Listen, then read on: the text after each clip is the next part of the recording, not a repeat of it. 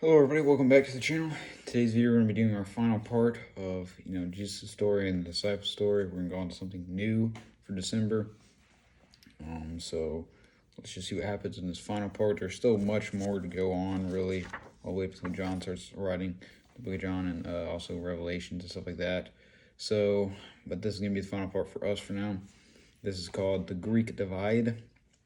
It's going to be based on Acts chapter 14, verse 20 through chapter 15 verse 1.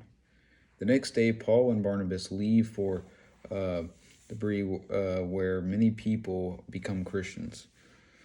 But Paul's eyes turn back toward Antioch and the church that sent them out. So if you remember, they were spreading the word in Antioch, and the priests ended up spreading lies about Paul, and then ended up stoning him and kicking him out and things like that. That wouldn't leave my mind too, in a way I'd still want to help them people, instead of being angry towards them people. Paul just, he wanted to be helpful towards them and change their perspective.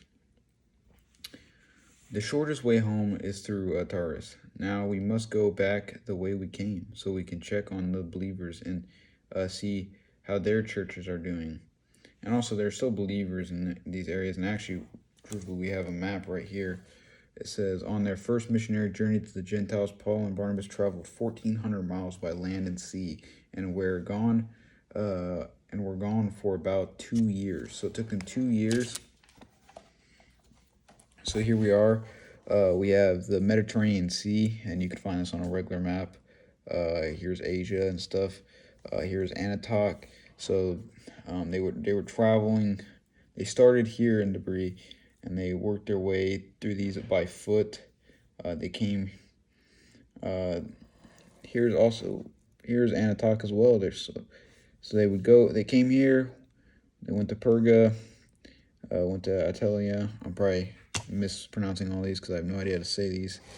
So they came from here, and then they got on a boat and traveled all the way down here to Cyprus.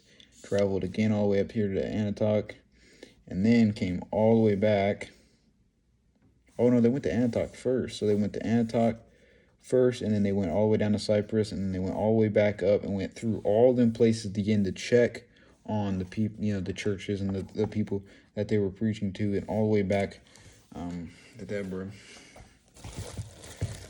So that was their long journey. So that took them 1,400 miles and 2 years to do, because they went all the way through all them places, went across the Mediterranean Sea, came, and they went all the way back and checked on all them people. They did all that for God.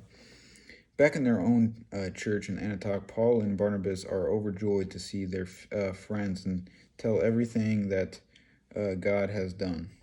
God has opened the way for anyone to believe in Jesus. We're glad that we could help support you as you spread the good news. With Paul and Barnabas as leaders, the church in Antioch grows in the size and influence. But one day, a group of our Christians arrives from Jerusalem. You Gentiles cannot become Christians unless you also obey the Jewish laws. What? Who made that rule? We speak with the authority of James, the brother of Jesus, who is the leader of the church in Jerusalem. How can this be true? Paul never said anything like this. I'll never give up believing in Jesus, but I can't obey all those Jewish laws. So basically, they were forcing them into saying, and saying that James said, Jesus' brother James said that, in order to continue to be a Christian, they had to obey their laws. But and he was like, I want to believe in Jesus, but I don't want to obey their laws. So he's like, then you cannot be a Christian. The argument grows. Jewish Christians against Gentiles. Christians, believers, take sides against each other. So that is going to end that story. If you want to really learn more, because it's an incredible story, and their story continues, until their death.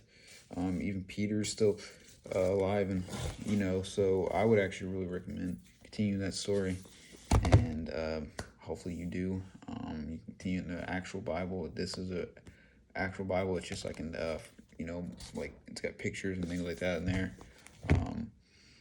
So especially for younger minds, it's easier to understand.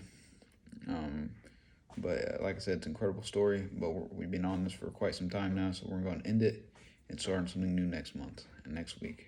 I thank you guys for watching. Hopefully you enjoyed this video and hopefully you learned something. As always, take it easy.